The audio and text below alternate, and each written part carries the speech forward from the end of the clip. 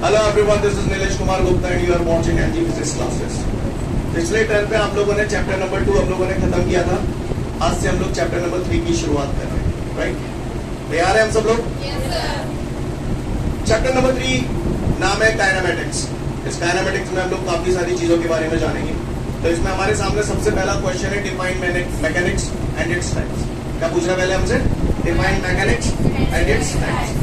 तो listen everyone, mechanics है क्या? तो सुने भैया, बचपन में हमने खूब पढ़ा था. नन्हे मुन्ने बच्चे थे आप साइंस पढ़ा करते थे. सही बोल रहा हूँ? क्या पढ़ा करते थे आप लोग? साइंस पढ़ा करते थे. सांची क्या रही? इधर जो गलत क्या रही? समझ में आ रही है बात सभी को? सीन क्लियर है? सब लोग बोर्ड पे देख पा रहे हैं जो भी कर रहा हूँ वो? ऑनलाइन वालों आप ही से पूछ रहा हूँ. दिखाई दे रहा है आप लोगों को प्रॉपर? दे रहा है, अच्छी बात है.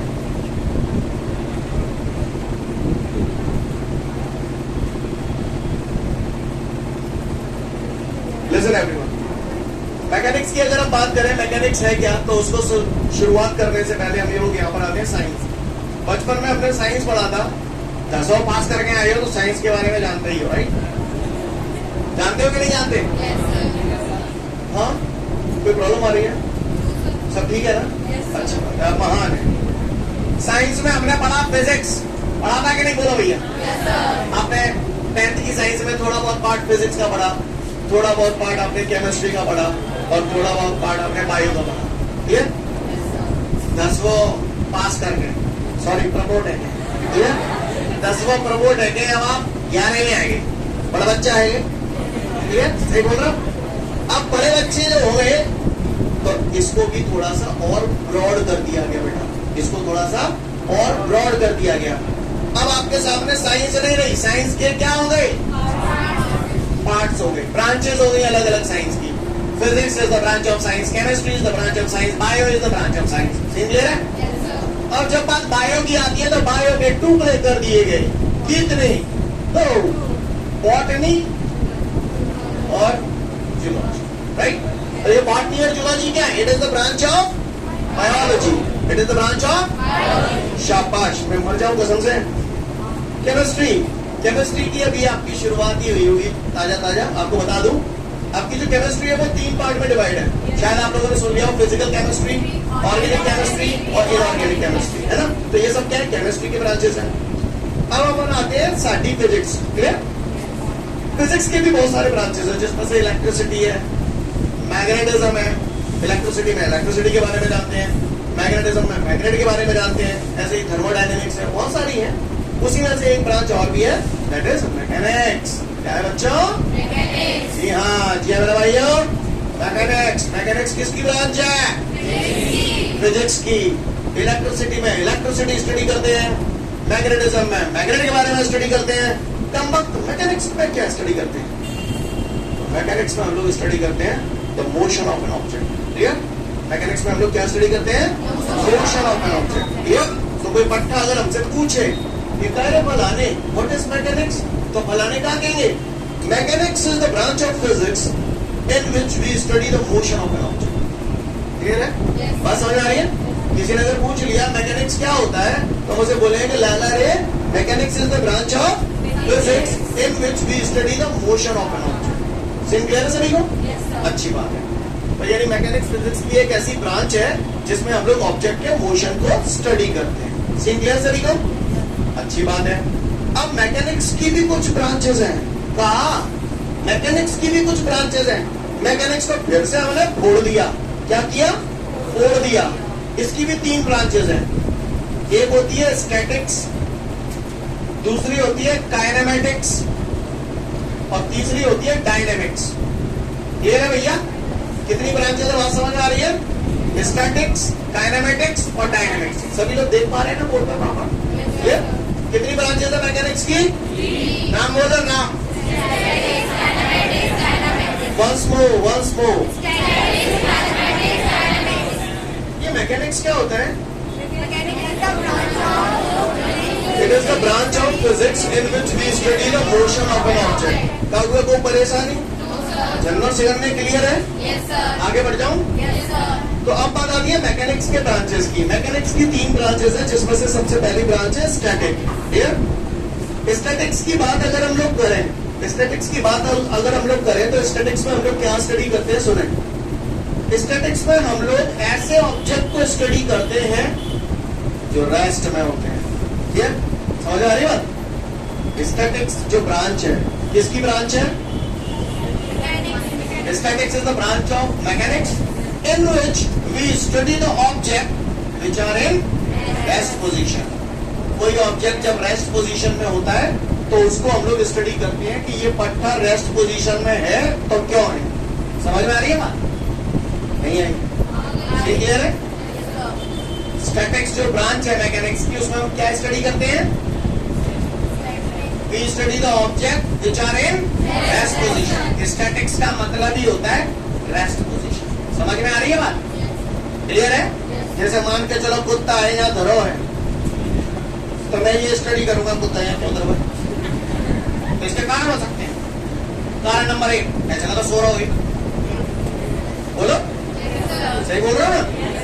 दूसरा, ऐसा तो है इतने आ रहा हुए शेर, इतने आ रहा हुए चीता, तो चुपचाप दो को सब बैठवा के तो हिल नहीं ना पा रहा। बोलो ये ऐसा तो तुमने वाट लगा दी है जाकी को जाला के चलो जा 5 न्यूटन पे को जाला के चलो जा 5 न्यूटन पे तुझे कि तुम जाओगा भाई रे जाओ। बोलो भैया क्लियर? तो हम यहाँ पर ऐसे ऑब्जेक्ट को स्टडी करते हैं। समझ में आ रही बात? किसी बच्चे ने अगर मुझसे पूछ लिया कि स्टैटिक्स क्या होता है तो उसको बोलना कि लाला रे statics is the branch of mechanics in which we study the object which are in rest position. Scene clear है? आगे बढ़े। अच्छी बात। अगली बात आती है काइनेमेटिक्स। तो kinematics is the branch of mechanics. Kinematics is the branch of, हाँ, इसमें हम लोग ऑब्जेक्ट के मोशन को स्टडी करते हैं। इसमें हम लोग ऑब्जेक्ट के मोशन को स्टडी करते हैं। समझ में आ रही है बात? क्या स्टडी करते हैं बेटा? इसमें हम लोग ऑब्जेक्ट के मोशन को स्टडी करते हैं।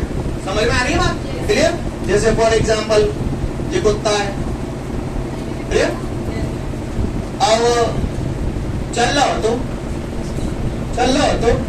थोड़ी देर बाद भजन लगा, थोड़ी देर बाद भजन लगा, तो हम उसके मोशन को स्टडी करते हैं। क्लियर?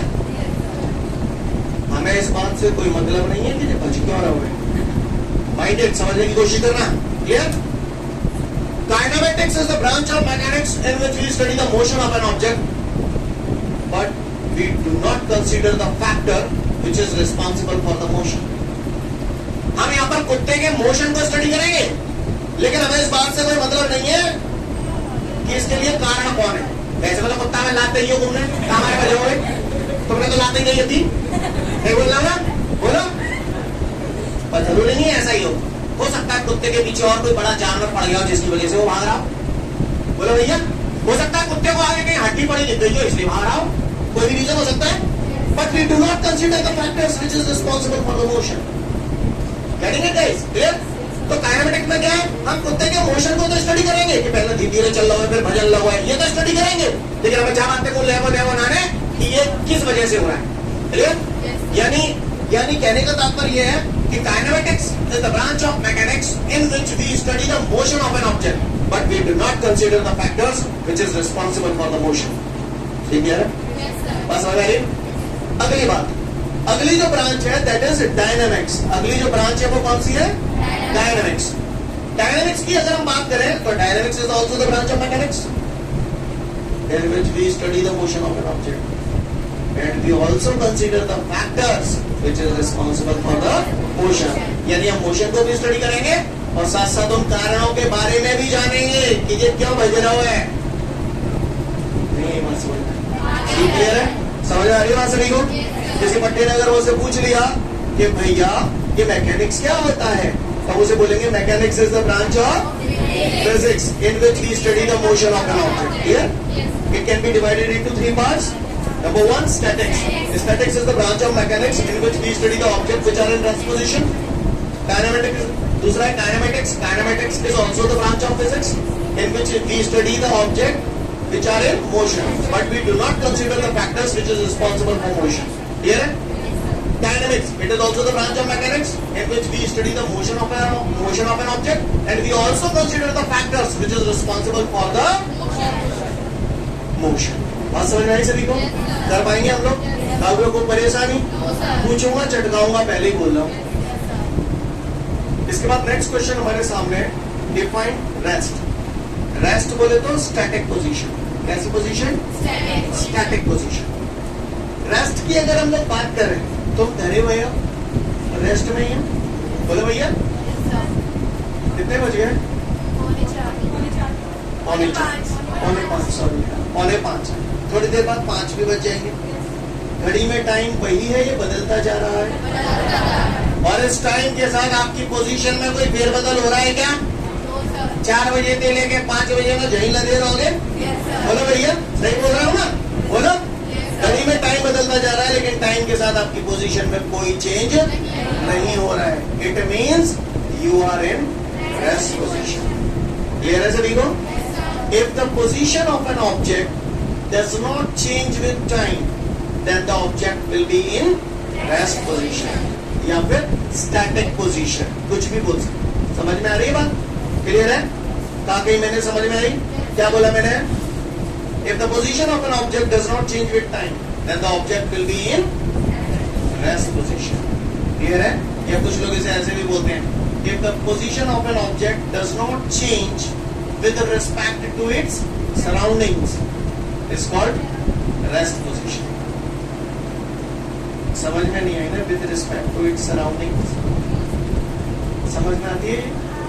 If the समझ गए? If the position of an object does not change with respect to its surroundings, then it means object is in rest position. अब एक बात बताओ, मैं रेस्ट में हूं या मोशन में हूं? चलो अपनी गौ में ही कहा कह रहा, अपनी कह दो, काय में हो तुम? रेस्ट में हो. अच्छा, और मैं कहूँ मोशन में तो गलत है. ये तो देखने का फर्क है. क्लियर? ये तो लिसन है. आपने बोला कि आप रेस्ट पोजीशन में हो. समझ में आ रही बात? यानी आप अपने आप को मेरे रिस्पेक्ट में देख रहे हो, या अर्थ के रिस्पेक्ट में देख रहे हो. ठीक है? मेरे और आपके बीच का फासला नहीं बदल रहा है. जहां आप धरे हो वहीं मैं धरा हूं. सही बोल रहा हूं? इसका मतलब आप अपने आप को रेस्ट पोजीशन में देख रहे हो, यानी आप अपने आप को मेरे रिस्पेक्ट में देख रहे हो, मुझसे अपने आप को कंपेयर कर रहे हो, इसलिए रेस्ट पोजीशन में बोल रहे हो. ठीक है? सही हो आप. आपने बिल्कुल सही बोला, आप रेस्ट पोजीशन में हो. लेकिन मैंने क्या बोला? आप काय में हो? मोशन में हो. तो क्या मैं गलत हूं? मैं भी सही हूं. अब मैं सही क्यों हूं उसको समझो. आप कहां बैठे हो? अर्थ पे. अर्थ. हम लोग अर्थ पे हैं, और अर्थ सन के चारों तरफ क्या कर रही है? घूम रही है. अर्थ सन के चारों तरफ क्या कर रही है? अगर आप अपने आप को सन के रिस्पेक्ट में देखेंगे तो हम क्या हैं? मोशन में. समझ? अगर हम अपने आप को सन के रिस्पेक्ट में देखेंगे तो हम मोशन में. अगर आप अपने आप को मेरे रिस्पेक्ट में देखें या इस रूम के रिस्पेक्ट में देखें तो आप क्या बोलेंगे? नहीं, यही बात समझ. क्लियर? हम और आप महसूस करो स्विट्जरलैंड की गलियों में घूम रहे हैं. क्लियर? स्विट्जरलैंड की ये ट्रेन है जिसमें हम लोग बैठे हैं, और बाहर देखो क्या बर्फ पड़ रही है. वाह, क्या सुहाना मौसम है. क्लियर? और वो गोरा गुड्डा वहां से देख रहा है. क्लियर? तो उस गोरे गुड्डे के रिस्पेक्ट में, उस गोरे अंग्रेज जो जमीन पे टुच्चा था आदमी, उसके रिस्पेक्ट में हम लोग क्या में? रेस्ट में या मोशन में? मोशन में. लेकिन हम लोग ट्रेन में जो बैठे हैं, तो आप लोगों के कंपैरिजन में मैं, या मेरे कंपैरिजन में आप लोग काय में हैं? रेस्ट में. तो ये फर्क किसका है? सराउंडिंग का. किसका फर्क है? जी हाँ. तो समझ में आई बात? किसी पार्टी ने अगर मुझसे पूछ लिया रेस्ट क्या होता है, तो सिंपल सा डेफिनेशन दो. If the position of an object does not change with time, then the object will be in. हाँ, समझ गए मेरी बात को? क्लियर है? ये कार्टून देख रहे हो जी? हैं? या मान के चलिए ये बोर्ड है. क्या वजह है दे तुम? कहाँ पे तुम? क्या वजह जाओगे? कहाँ हो? पोजीशन चेंज हुई, टाइम चेंज हुआ, टाइम चेंज हो गया नहीं हुआ? हाँ, टाइम चेंज हुआ, लेकिन इसकी पोजीशन चेंज नहीं हुई। If the position of an object does not change with time, then it is called in rest position या फिर स्टैटिक पोजीशन। सीन क्लियर है? आगे बढ़ो। तो जल्दी से फटाफट आप स्टैटिक पोजीशन पढ़ लें, उसके बाद आगे बढ़ेंगे। अगला क्वेश्चन है हम लोगों के सामने, डिफाइन मोशन। मोशन यानी मूवमेंट। तो बताओ थोड़ी देर के बाद, अभी घड़ी में कितने बज रहे हैं? 4:47। भाई 5 बजे के बाद रमगल लगोगे जानते? सही बोल रहा हूँ है?